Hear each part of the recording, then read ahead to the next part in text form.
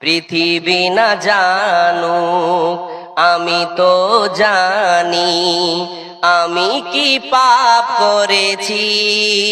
হায় আমার পাপের করলে বিচার, বাঁচার আমার নাই উপায়। দয়াময় প্রভু মাফ করো আমায়, মাফ করো আমায়। পৃথিবী না জানুক আমি তো জানি আমি কি পাপ করেছি। হায় আমার পাপের করলে বিচার, বাঁচার আমার নাই উপায়। দয়াময় প্রভু মাফ করো আমায়, মাফ করো আমায়। আমরা কত পাপ করেছি, আমরা আমাদের পাপের হিসাব রাখতে পারি না। উঠতে বসতে চলতে ফিরতে জানা অজানা গোপনে প্রকাশ্যে কত পাপ করতেছি, আমরা আমাদের পাপের হিসাব রাখি না। কিন্তু আল্লাহ আমাদের পাপের হিসাব ঠিক রেখেছেন। এই পাপগুলোকে কেবলমাত্র আল্লাহ তাআলা মাফ করতে পারেন। তাই তো বিশ্বনবী বলেছেন, যে ব্যক্তি রমজান মাস পেল আর এই রমজান মাস পাওয়ার পরে নিজের পাপগুলোকে নিজের গুনাহগুলোকে মোচন করতে পারলো না, ওর মতো হতভাগা পৃথিবীতে আর একটাও নেই।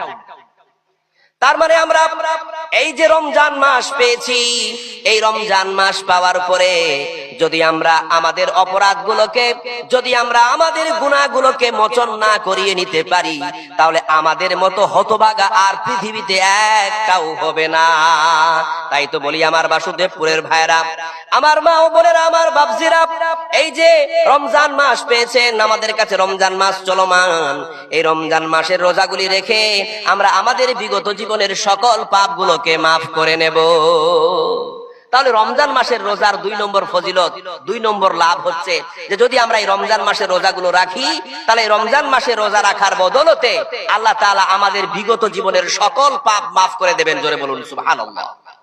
কয়টা লাভ হলো রমজান মাসের রোজা রাখার? 2টা লাভ বললাম না, আরেকটা লাভ বলছি, মন দিয়ে শুনবেন।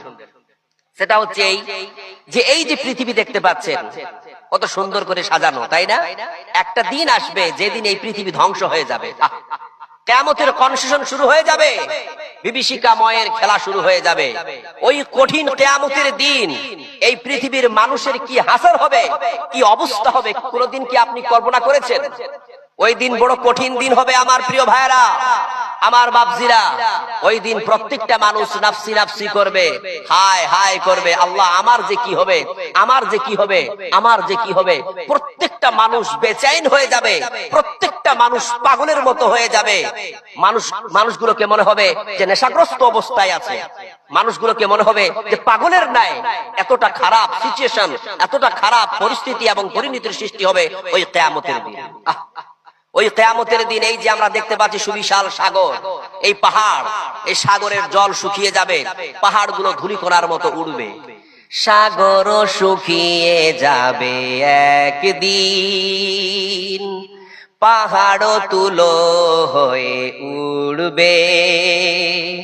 মহাকাশ ভুলে যাবে নিয়ম কানুন, পাথর জ্বালানি হয়ে পড়বে। তবে আর ভরসা কি থাকে আমার, প্রভু চাই যে কেবল শুধু তোমার দিদার। সাগর শুকিয়ে যাবে একদিন, পাহাড় তুলো হয়ে উড়বে। এরকম কঠিন একটা পরিস্থিতির সৃষ্টি হবে কিয়ামতের দিন। কিয়ামতের দিন সাগরের জল শুকিয়ে যাবে, পাহাড়গুলো ধূলিকণার মতো উড়বে। ভয়ানক এক পরিস্থিতির সৃষ্টি হবে কিয়ামতের দিন। আমরা সবাই কঠিন এক অবস্থার সম্মুখীন হয়ে যাব, কঠিন এক বিপদের সম্মুখীন হয়ে যাব। সেই কঠিন দিনে এই রমজান মাসের রোজা আমাদের জন্য সুপারিশ করবে।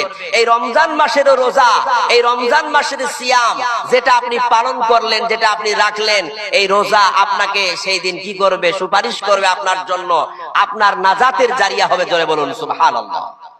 কেননা বিশ্বনবী বলেন, আসসিয়ামু ওয়াল কুরআনু ইয়াসফাআনি লিল আবদি ইয়াউমাল কিয়ামা। ওই কঠিন কিয়ামতের দিন এই রমজান মাসের রোজা আর কোরআন মাজিদ বান্দার জন্য সাফাআত করবে, বান্দার জন্য সুপারিশ করবে।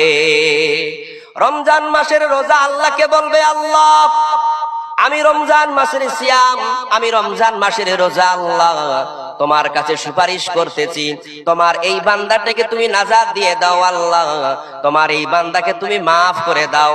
কারণ তোমার এই বান্দাটা আমি সিয়ামকে পালন করেছিল, আমি রোজাকে রেখেছিল আল্লাহ, সকাল থেকে নিয়ে সন্ধ্যা পর্যন্ত পানাহার, স্ত্রী সহবাস এবং গর্হিত কর্ম থেকে বিরত থেকে আমি সিয়ামকে পালন করেছিল। সুতরাং আল্লাহ গো, তুমি তোমার অমুক বান্দাগুলোকে নাজাত দিয়ে দাও। জোরে বলুন সুবহানাল্লাহ। এইভাবে রমজান মাসের রোজা ওই কঠিন ভয়ানক দিনে, ওই কঠিন প্রস্তুতির দিনে, আপনার বিপদের দিনে এই রমজান মাসের রোজা আপনার জন্য সাফাত করবে, আপনার জন্য সুপারিশ করবে, আপনার নাজাতের, আপনার মুক্তির জারিয়া হবে। জোরে বলুন সুবহানাল্লাহ। সুতরাং আমার প্রিয় ভাইরা, এই রমজান মাসের রোজাকে অবহেলা করবেন না, এই রমজান মাসের রোজাকে রাখবেন। কারণ এই রমজান মাসের রোজা আপনাকে জান্নাত প্রবেশ করাবে, এই রমজান মাসের রোজা আপনার বিগত জীবনের পাপগুলোকে মাফ করে দেবে। এই রমজান মাসের রোজা কি করবে? আপনার জন্য ওই কঠিন কিয়ামতের দিন সাফাত করবে, আপনার জন্য সুপারিশ করবে, আপনার নাজাতের জারিয়া হবে। জোরে বলুন সুবহানাল্লাহ। এই রমজান মাসের সিয়ামের ব্যাপারে আল্লাহ তাআলা কি বলছেন, চলুন আমরা কোরআনের একটা আয়াত থেকে শুনে আসি। রব্বুল আলামিন বলেন, ইয়া আইয়ুহাল্লাযীনা আমানু কুতিবা আলাইকুমুস সিয়ামু কামা কুতিবা আলাল্লাযীনা মিন ক্বাবলিকুম লাআল্লাকুম তাত্তাকুন। ওহে বিশ্বাসীরা, তোমাদের উপরে রমজান মাসের রোজা ফরজ করা হয়েছে, সিয়ামকে ফরজ করা হয়েছে, যেমনটা তোমাদের পূর্ববর্তীদের উপরে ফরজ করা হয়েছিল, যাতে করে লাআল্লাকুম তাত্তাকুন, তোমরা মুত্তাকিন হতে পারো, পরহেজগার হতে পারো। জোরে বলুন সুবহানাল্লাহ। তাহলে রমজান মাসের এই রোজার উদ্দেশ্যটা কি? লাআল্লাকুম তাত্তাকুন, যাতে করে তোমরা মুত্তাকিন হতে পারো, যাতে করে তোমরা আল্লাহ সচেতন হতে পারো, আল্লাহ কনসাসনেস যেন তোমাদের মধ্যে গ্রো করে। এটাই তো রোজার প্রাইম অবজেক্টিভ, এটাই তো রোজার সেন্ট্রাল থিম।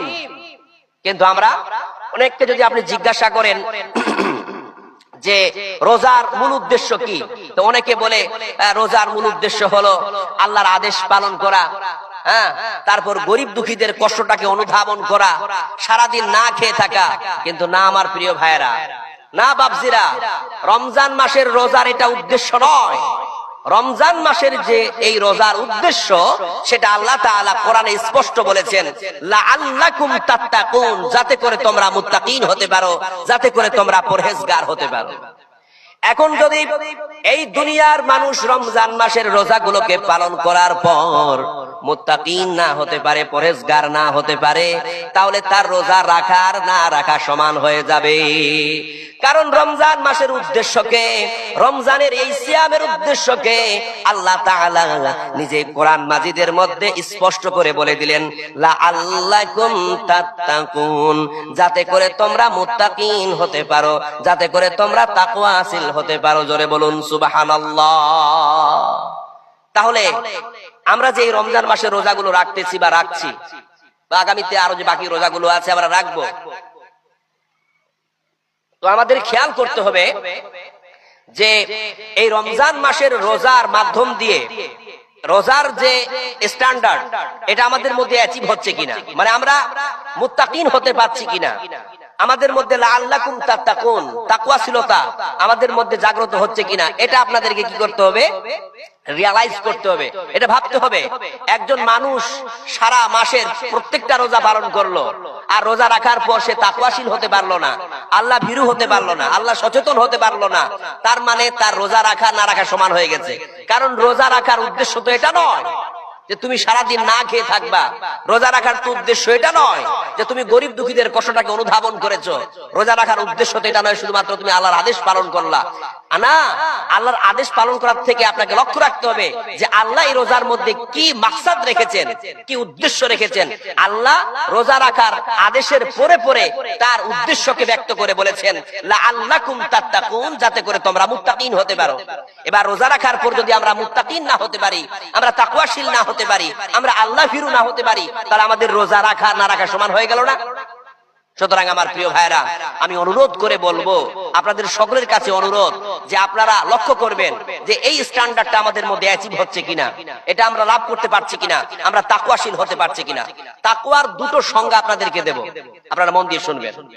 তাকওয়ার একটা সংজ্ঞা দিচ্ছি, এটা সাহাবীদের জীবনী থেকে দিচ্ছি, একটু মন দিয়ে শুনবেন। উবাই ইবনে কাব এবং হযরত ওমর রাদিয়াল্লাহু তাআলা আনহুর জীবনী থেকে। আমিরুল মুমিনিন হযরত ওমর রাদিয়াল্লাহু তাআলা আনহু উবাই ইবনে কাবকে একদিন প্রশ্ন করেছিলেন, ইয়া উবাই মা হুয়া তাকওয়া, তাকওয়া কাকে বলে? হোয়াট ইজ তাকওয়া, তাকওয়া কাকে বলে বলো।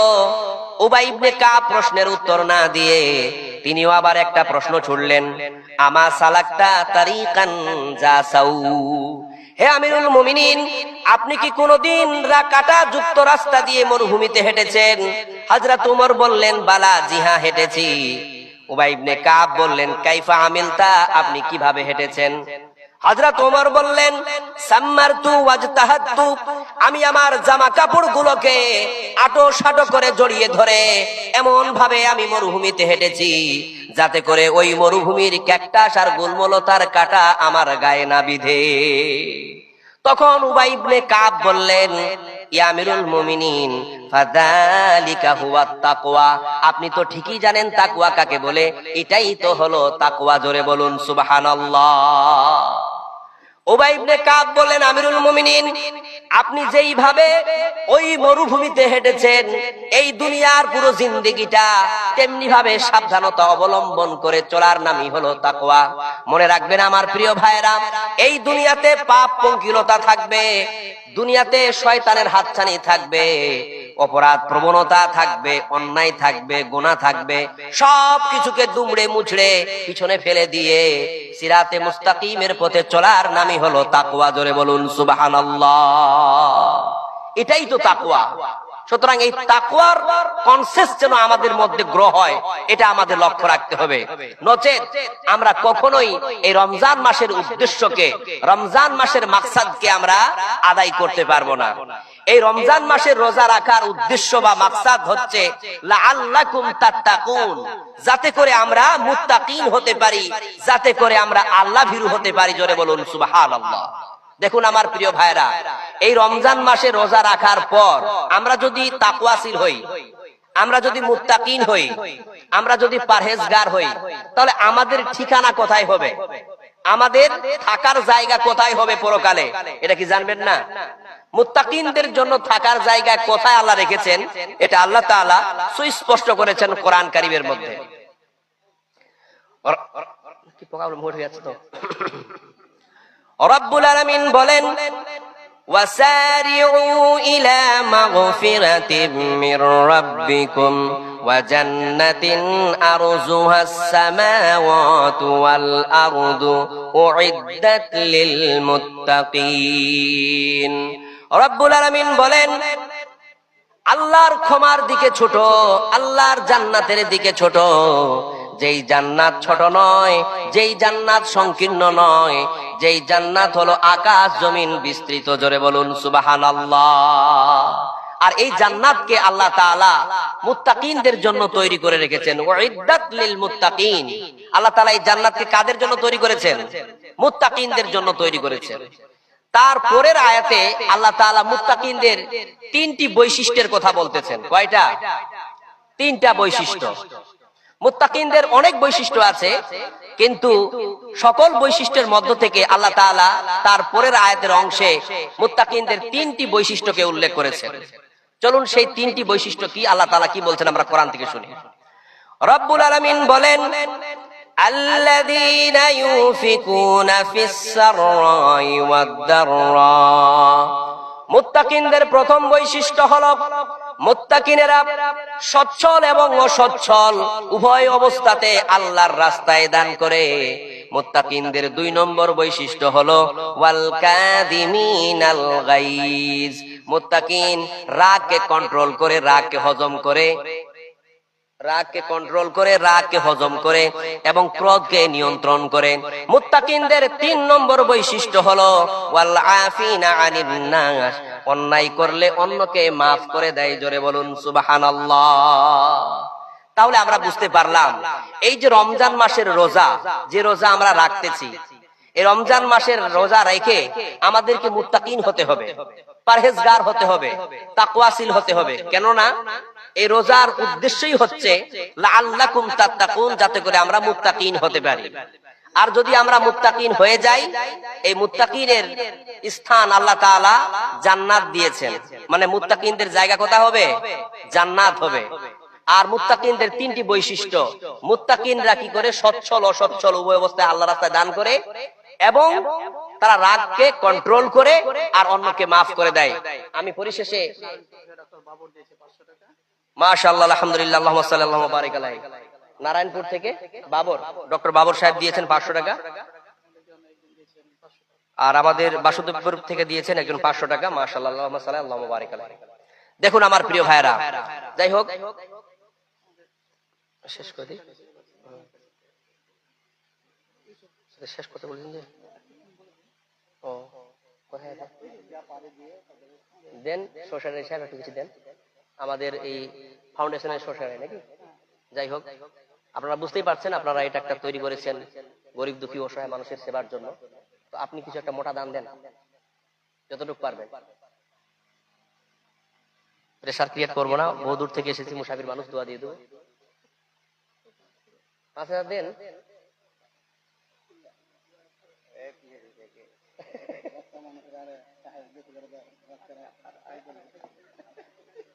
আর আরেকটা 1000 দেন, অনুরোধ করছে, দিন দিন ইনশাআল্লাহ।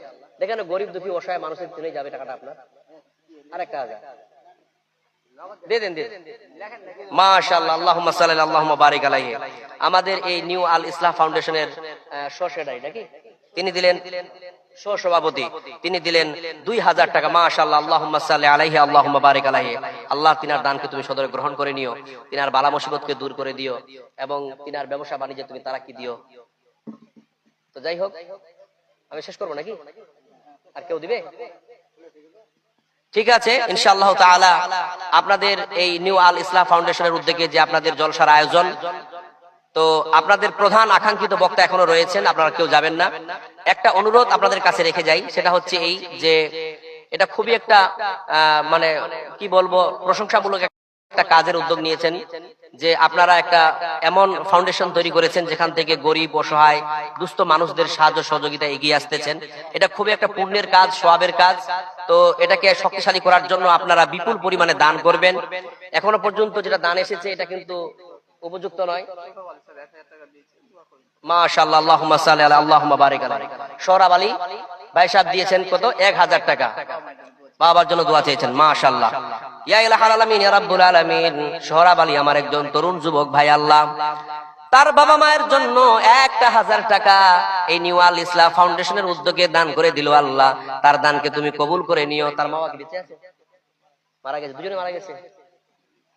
ইয়াতিম, আল্লাহ গো একজন ইয়াতিম ধন দুনিয়াতে পড়ে আছে, সে দুনিয়াতে খেটে খামে করে খাচ্ছে। আল্লাহ তার মা বাবা কবরে শায়ী হতে হয়ে আছে, জানি না আল্লাহ কি অবস্থায় আছে, কেমন আছে, কি হালাতে আছে আমরা জানি না। আল্লাহ গো এই দানের বরকতে তার মাতা পিতার কবরকে তুমি নূরে মানাওয়ার করে দিও। ইয়া ইলাহাল আলামিন ইয়া রাব্বুল আলামিন। এই দানের বরকতে তার মাতা পিতার কবরকে তুমি জান্নাতের বাগিচা বানিয়ে দিও। ইয়া ইলাহাল আলামিন ইয়া রাব্বুল আলামিন ইয়া রাব্বুল আলামিন। এই ভাইজি আমার কত কষ্ট করে টাকাটা উপার্জন করেছিলেন, আজকে এই ফাউন্ডেশনের জন্য দান করে দিলেন। আল্লাহ তিনি যে ব্যবসা বাণিজ্য করে থাকেন, জীবিকা নির্বাহ করে থাকেন, আল্লাহ তার জীবিকা নির্বাহে তুমি বরকত দান করে দিও। আল্লাহুম্মা সাল্লি আলাইহি আল্লাহুম্মা বারিক আলাইহি। আসুন আমার প্রিয় ভাইরা, আর কেউ আছেন দেবেন? আর কেউ আছেন কি এই ফাউন্ডেশনের জন্য দান করবেন? আসুন প্রিয় ভাইরা আমার। তো যাই হোক আপনারা যদি কেউ দিতে চান আসুন। ইদ্রিস ভাই, আপনি তো আমাদেরকে নিয়ে বেড়াচ্ছেন টেনে, আপনি দান করেন একটু, আসেন। আসুন ভাই আসুন, কে দেবেন? আল্লাহর রাস্তায় এই ফাউন্ডেশনের জন্য দান করুন। আপনাদের এই দান যায় হবে না, বরবাদ হবে না ইনশাআল্লাহ। এর প্রতিদান আপনারা কিয়ামতের মাঠে পাবেন। এর বিনিময়ে আল্লাহ তাআলা আপনাদেরকে জান্নাত দেবেন। অবশ্যই আপনারা দিয়ে যান। আমার 3 মিনিট থেকে 2 মিনিট তো হয়তো চলে গেল, আরেক 2 মিনিট আছে। আপনারা দিয়ে যান, কারণ দানের পর্বটা শেষ হলেই আপনাদের আকাঙ্ক্ষিত বক্তা আসবেন, তখন হয়তো তিনি একটা ডিপলি বক্তব্য রাখবেন। মাশাআল্লাহ। আল্লাহুম্মা সাল্লি আলাইহি, কি নাম ভাই আপনার? হ্যাঁ, আশরাফুল হক। আল্লাহ, আশরাফুল হক নামে একজন তরুণ যুবক আল্লাহ গো তোমার এই ফাউন্ডেশনের জন্য, ইসলামিক কাজের জন্য আল্লাহ রাস্তায় 500 টাকা দান করে দিয়েছেন। তার মা আল্লাহ অসুস্থ অবস্থায় শয্যাশায়িত, জানি না কি অবস্থায় আছে। আল্লাহ তুমি ডাক্তারের ডাক্তার, তুমি হাকিমের হাকিম, তার মাকে তুমি আরোগ্য দিয়ে দিও। আসো ভাই, কি ব্যাপার তরুণ যুবকেরা তোমরা পিছিয়ে থাকছো কেন? দাও, আসো না ভাই, যত পারবা দিয়ে যাও, লিখিয়ে যাও, আমরা শুনতে চাই একটু। জানে আলম, মাসুদ আলম, আসুন। আসো ভাই আসো, দিয়ে দাও দিয়ে দাও, তাড়াতাড়ি করে দিয়ে দাও। একটা করে 1000 টাকা দাও তো। আব্দুল ওদুদ সাহেব কোথায় আছেন? আপনি আসুন। 500, মাশাআল্লাহ। আপনার নাম কি? জানে আলম। আব্দুল কারিম সাহেব দিলেন 500 টাকা, মাশাআল্লাহ। আল্লাহুম্মা সাল্লি আলা মুহাম্মাদ বারিক আলাইহি। আর কি আছেন? আব্দুল ওদুদ 5000। কই আসো, টাকাগুলো গুনার জন্য এতগুলো লোক বসে আছে এখানে। আসো, তাড়াতাড়ি করে দিয়ে দাও ভাই, যাইও না, টাকাটা দিয়ে বসো। হ্যাঁ আসুন। আপনারা যারাই এই ফাউন্ডেশন তৈরি করেছেন তারাই তো আপনারা আছেন, তাই না? কারি আব্দুল মুনির, মুনির সাহেব, কারি আব্দুল মুনির সাহেব দিয়েছেন 500 টাকা। মুনিম, মাশাআল্লাহ, আল্লাহুম্মা সাল্লি আলা মুহাম্মাদ বারিক আলাইহি। কারি আব্দুল মুনিম সাহেব দিয়েছেন 500 টাকা। আল্লাহ তার দানকে তুমি সদরে গ্রহণ করে নাও, কবুল করে নাও। আসুন ভাই, তাড়াতাড়ি ঝটপট আসুন তো। সারের দোকানদার, অনেক টাকাওয়ালা তো। আসুন দেন, মাশাআল্লাহ। 1000 আর দিবেন না ভাইজান? দেন দেন দেন, আল্লাহ আপনার ব্যবসায় বরকত দেবে ইনশাআল্লাহ। দেন দেন দেন। এখন সিজন চলছে। 2000 টাকা করে দাও। এই 2000 টাকা করে 5 টাকা দিচ্ছ কেন? দাও দাও দাও। 500 টাকা লিখে, মাশাআল্লাহ, আল্লাহুম্মা সাল্লি আলাইহি, আল্লাহুম্মা বারিক আলাইহি। একজন সারের দোকানদার, আল্লাহ 2000 টাকা দিয়েছে, তার দানকে তুমি কবুল করে নাও। আসুন ভাই, আর কে আছেন? জানি আলম, মাসুদ আলম, কি করে উঠছো না কেন? আসো ভাই, আসো। সুলতান সাহেব আসুন, এদিকে আসুন। মাশাআল্লাহ, সুলতান সাহেব 500 টাকা, মাশাআল্লাহ। হ্যাঁ, কি নাম আপনার? এমডি মাসুদ আলম, বাবা মারা গেছে। ইয়া ইলাহাল আলামিন রাব্বুল আলামিন। এমডি মাসুদ আলম একজন তরুণ যুবক ভাই, আল্লাহ আমার সামনে বসেছিল 500 টাকা তোমার রাস্তায় এই নিউ আল ইসলাম ফাউন্ডেশনের উদ্যোগে আল্লাহ দান করে দিল। এই মুক্ত হস্তে দান করার বিনিময় তার বাবা আল্লাহ কবরে শায়িত হয়ে আছেন, এই দুনিয়া ছেড়ে চলে গেছেন। আল্লাহ কিভাবে আছে জানি না। ইয়া ইলাহাল আলামিন ইয়া রাব্বুল আলামিন, তার বাবার কবরকে তুমি নূরে মানাওয়ার করে দিও আল্লাহ। তার বাবার কবরকে তুমি এই দানের বিনিময় জান্নাতের বাগিচা বানিয়ে দিও। পরকালে তার বাবাকে তুমি জান্নাতবাসী করে দিও মাওলা। আসুন। ওদুদের আব্বা অসুস্থ অবস্থায় আছে না? ইয়া ইলাহাল আলামিন ইয়া রাব্বুল আলামিন, ওদুদের আব্বা আল্লাহ একজন তোমার বান্দা, একজন তোমার প্রিয় বান্দা আল্লাহ অসুস্থ অবস্থায় আছে, রোগ সজ্জায় আছে, জানি না কি অবস্থায় আছে, কতটুকু অসুস্থ। আল্লাহ গো, ইয়া ইলাহাল আলামিন, তারকে তুমি সুস্থতা দান করো ইয়া রাব্বুল আলামিন। যখন ডাক্তারের চিকিৎসা গিয়ে শেষ হয়ে যায়, আল্লাহ তোমার চিকিৎসা সেখান থেকে শুরু হয়।